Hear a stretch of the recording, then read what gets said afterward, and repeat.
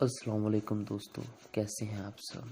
दोस्तों आज हम बात करने जा रहे हैं डेविड क्रॉली के बारे में। दोस्तों ये एक ऐसा इंसान था जिसका मर्डर सिर्फ 28 साल की उम्र में कर दिया गया था। और दोस्तों मर्डर करने की कोई आम वजह नहीं थी, बल्कि उसकी ख़ास वजह थी। और वजह ये थी कि ये एक मूवी बना रहा था जिसका नाम द ग्रे स्टेट था, जिसमें वो इस दुनिया की सच्चाई सबके सामने लाना चाहता था। दोस्तों डेविड क्रॉली अमेरिका के अंदर रहता था और इसने सन 2014 के अंदर अपनी इस फिल्म द ग्रे स्टेट को बनाना शुरू किया। दोस्तों वो वहाँ पर अपनी बीवी और अपनी एक बच्ची के साथ रहता था। दोस्तों इस फिल्म के अंदर डेविड क्रॉली हमें एक बहुत बड़ा मैसेज देना चाहता था, जिसमें वो हमें ये बताना चाहता था कि कैसे इल्यूमिनाटी एक secret society one world order के तहत पूरी दुनिया को अपने कंट्रोल में लाना चाहती है और अपनी मर्ज़ी का लॉ पूरी दुनिया के ऊपर नाफिज करना चाहती है।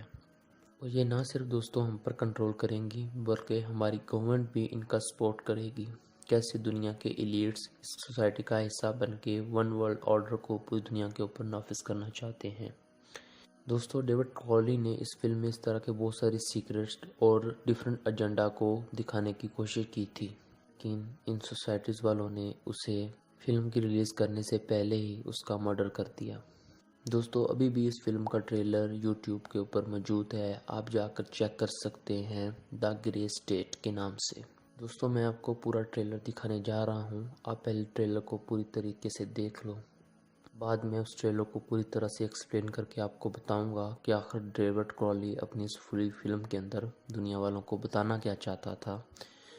दोस्तों आए बिना टाइम गवाए हम अपने ट्रेलर का आगाज़ करते हैं। Let's go.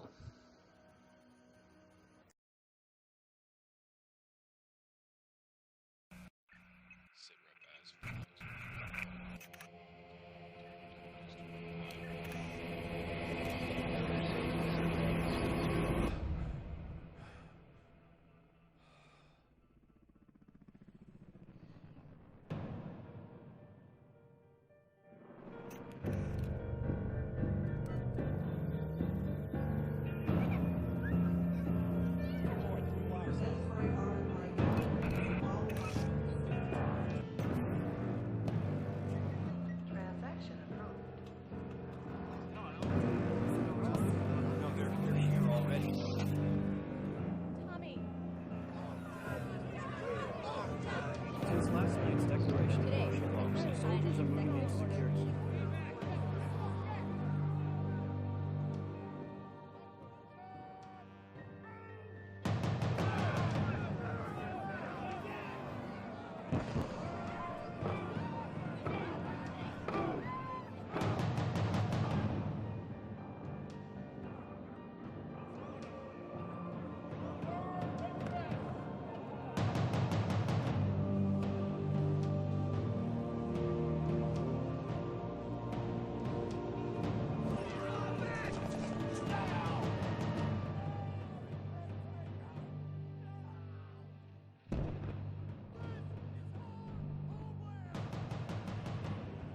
Last night I dreamt about how things were.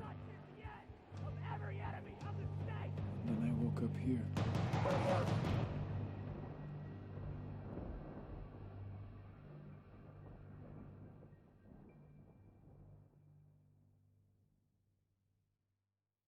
दोस्तों जैसे कि हमें इस ट्रेलर के स्टार्टिंग सीन में देखने को मिलता है कि एक शख्स एक बंद कमरे के अंदर सीसीटीवी फुटेज की मॉनिटरिंग कर रहा है। और वो सीसीटीवी कैमरास किसी शॉपिंग मॉल के अंदर नहीं, बल्कि एक घर के अंदर लगे हुए हैं, जहां एक हस्बैंड वाइफ बैठे डिनर कर रहे हैं।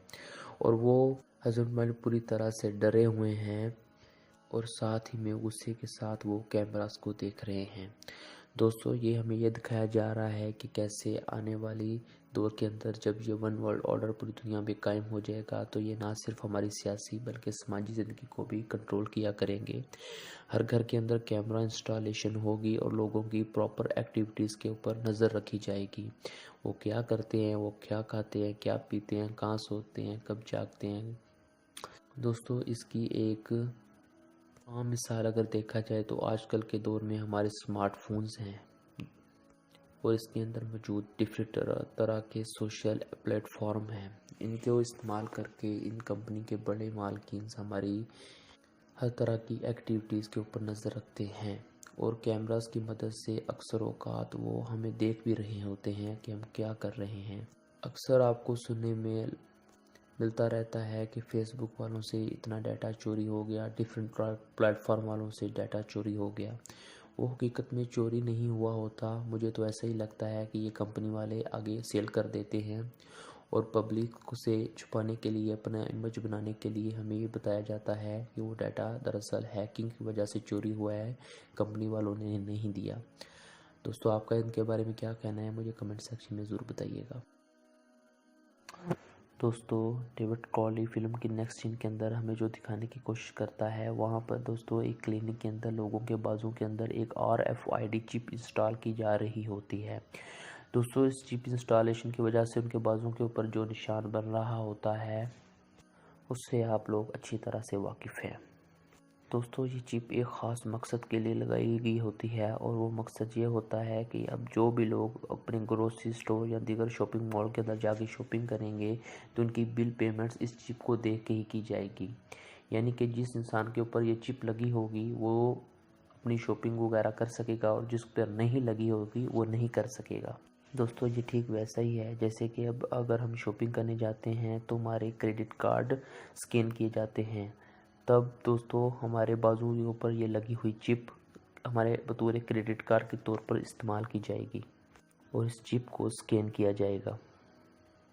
दोस्तों, हम इस चीज़ को महसूस कर सकते हैं जैसे कि अभी हमारी फिज़िकली करेंसी को टोटली डिजिटल करेंसी के अंदर तब्दील किया जा रहा है। दिन ब दिन हमारी फ़िज़िकली करेंसी कम और डिजिटल करेंसी बढ़ती जा रही है और मौजूदा दौर के अंदर हर काम ही डिजिटल करेंसी के अंदर हो रहा है, फिर चाहे वो ऑनलाइन शॉपिंग हो या मॉल्स के अंदर जाना हो। दोस्तों, रिसेंटली एक शॉपिंग मॉल ओपन हुआ है अमेज़न गो के नाम से अमेरिका के अंदर। दोस्तों, वहाँ पे टेक्नोलॉजी इस तरह की मुतारफ़ करवाई गई है कि जब आप स्टोर के अंदर जाते हैं, कोई चीज़ ख़रीदते हैं तो आप उसका बिल वहाँ पे नहीं करते, बल्कि ऑटोमेटिकली आपके अकाउंट से पैसे डिडक्ट कर लिए जाते हैं। लेकिन अगर वो चीज़ आपको पसंद नहीं आती, आप उस चीज़ को वापस रख देते हैं तो आपकी पेमेंट आपको वापस कर दी जाती है।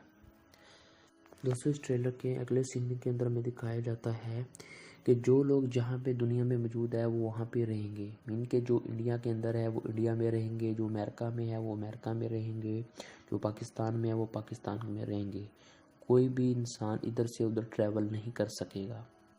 ट्रेलर के अगले सीन में हम देखते हैं कि पूरे मुल्क के अंदर मार्शल लॉ नाफिज कर दिया गया है। दोस्तों, मार्शल लॉ का जिन लोगों को नहीं पता उन्हें मैं बता दूं, इसका मतलब पूरे मुल्क के अंदर आर्मी कंट्रोल होता है और गवर्नमेंट को ख़त्म कर दिया जाता है।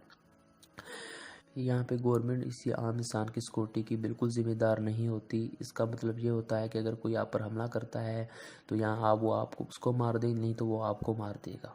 गवर्नमेंट इस मामले में किसी चीज़ की ज़िम्मेदार नहीं होती और ना ही वो कुछ कर सकती होती है।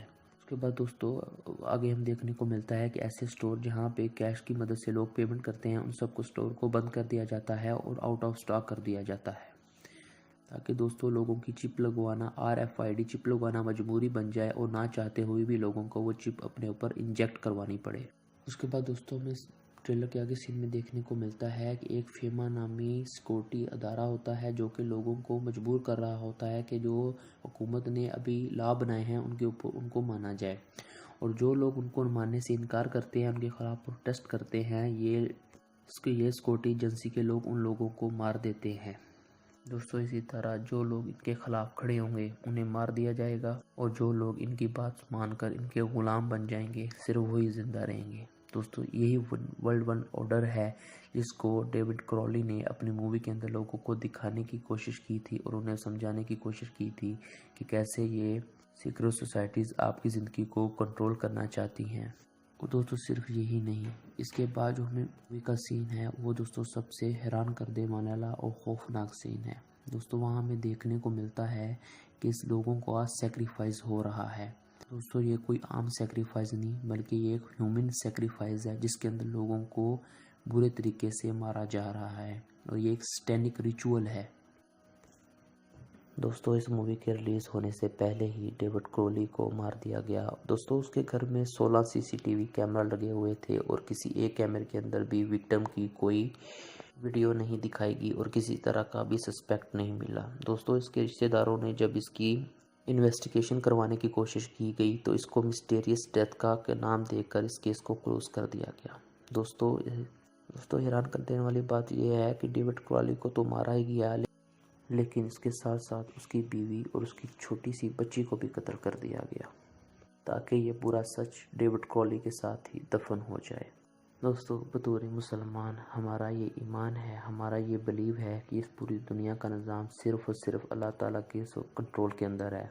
उसकी मर्ज़ी के बगैर एक पत्ता भी अपनी जगह से हिल नहीं सकता, क्योंकि दोस्तों शैतान ने अल्लाह ताला से वादा किया था कि वो इंसानों को हर तरह से गुमराह करने की कोशिश करेगा, उनके दाएं से, उनके बाएं से, उनके आगे से, उनके पीछे से। तो वो दोस्तों अपनी कोशिशें करता आ रहा है। हमें अपना बिलीव अल्लाह के ऊपर बढ़ाना है और उनके बताए हुए तमाम अहकाम पर सरेखम करना है। उसके महबूब सल्लल्लाहु अलैहि वसल्लम की सुन्नतों के ऐन मुताबिक अपनी ज़िंदगी गुजारनी है। फिर चाहे दोस्तों शैतान हो या उसके पैरोकार, ये सेक्रेट सोसाइटी वाले, इल्यूमिनाटीज़ के या दूसरी सोसाइटी वालों के मेंबर, कोई भी हमारा कुछ नहीं बिगाड़ सकता। हम दुनिया में भी कामयाब होंगे और आखिरत में भी कामयाब होंगे। दोस्तों हमारे प्यारे रसूल सल्लल्लाहु अलैहि वसल्लम की हदीस मुबारक का मफ़हूम है कि ये दुनिया काफिर के लिए जन्नत है और मोमिन के लिए कैद खाना है। दोस्तों अपने आप को कुरान के साथ जोड़ें और उसकी तालीमात के साथ जोड़ें। यही वाहिद ज़रिया है हमारी निजात का, इस दुनिया में भी और आखिरत में भी, और हमारी कामयाबी का भी। दोस्तों उम्मीद करता हूँ आपको ये वीडियो बहुत पसंद आई होगी। अगर पसंद आई हो तो लाइक ज़रूर कीजिएगा, और अगर चैनल पर नए हैं तो चैनल को सब्सक्राइब भी कर लें। अपना ख्याल रखिएगा, मिलते हैं नेक्स्ट वीडियो में। अल्लाह हाफिज़।